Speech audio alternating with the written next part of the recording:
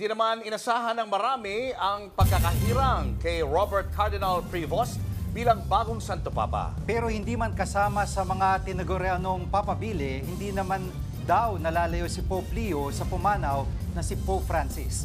Mas kilalanin natin siya sa report ni Mon Gualvez.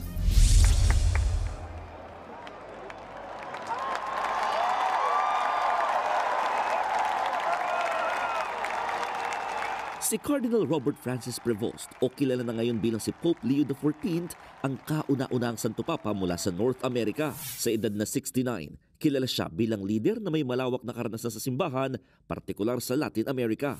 May American at Peruvian nationality ang Santo Papa na ipinanganak sa Chicago, Illinois noong September 14, 1955. Migrante at may lahing Espanyol ang kanyang ama, habang French-Italian naman ang kanyang ina. Sa murang edad, maagang namulat sa buhay simbahan ng ngayon Santo Papa na dating sakristan. Taong 1977 nang graduate siya sa kursong mathematics sa Pennsylvania.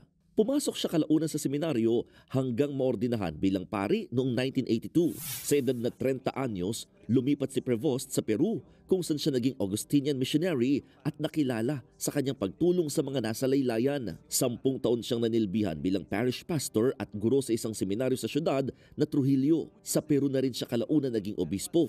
Noong 2014, hinirang siya ni Pope Francis bilang bishop ng Chiclayo, Peru. Mas nakilala si Prevost nang mapili siya ni Pope Francis bilang prefect ng Dicastery for Bishops sa Latin America.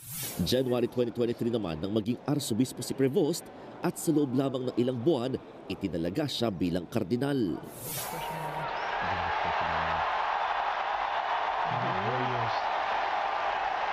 Bilang Santo Papa, posibleng ituloy niya ang mga nasimulang reforma ni Pope Francis sa simbahang Katolika.